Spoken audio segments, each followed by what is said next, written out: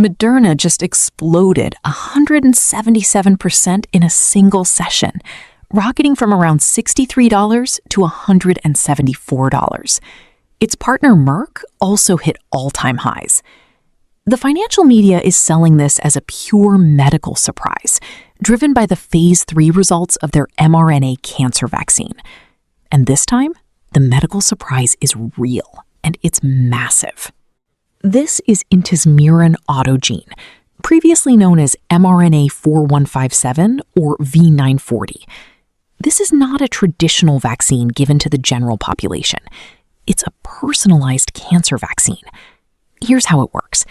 Doctors take a sample of the patient's tumor, sequence the unique mutations in that specific cancer, and Moderna designs a custom mRNA vaccine that teaches the immune system to recognize and attack exactly those mutations.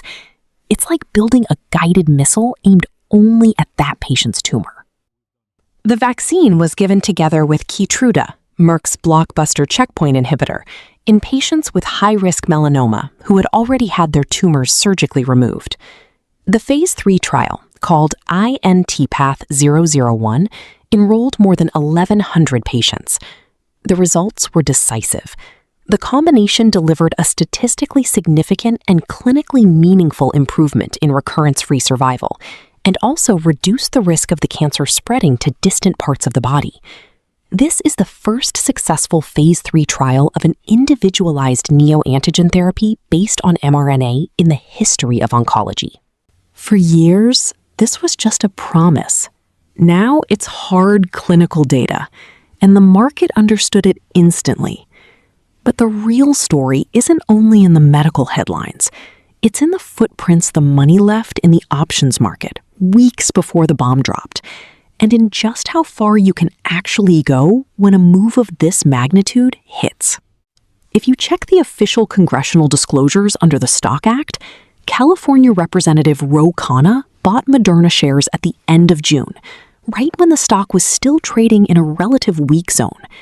At the same time, in June, senior Leerink Partners analyst Mani Forohar was circulating notes warning that the phase 3 melanoma data was a make-or-break event for the company.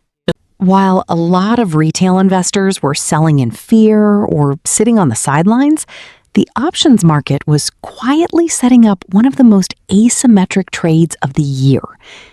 To understand the real size of the money that moved here, you have to understand how call options work.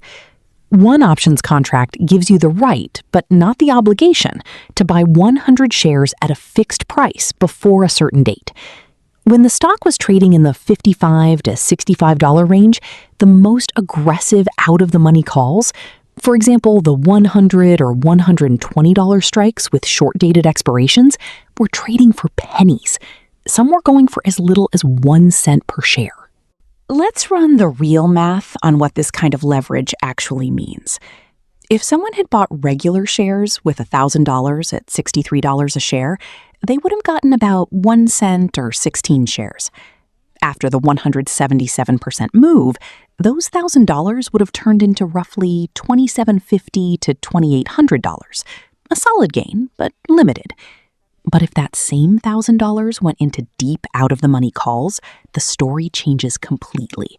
With premiums between 1 cent and 20 cents, $1,000 could buy dozens or even hundreds of contracts.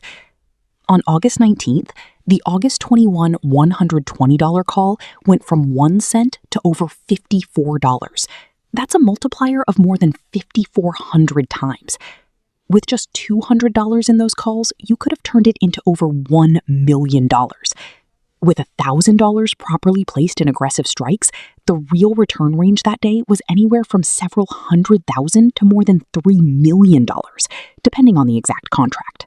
And this isn't theory. There are documented options flow trades.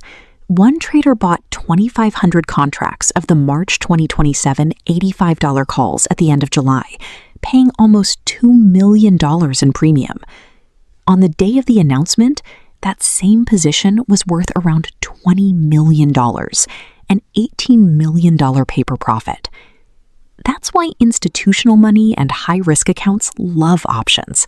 they risk a limited premium for a monstrous asymmetric upside, without having to move millions of dollars in actual shares that would set off immediate SEC alerts. Behind this move was also Merck's bigger chessboard. Keytruda faces the expiration of its core patents later this decade, a business generating more than $25 billion a year.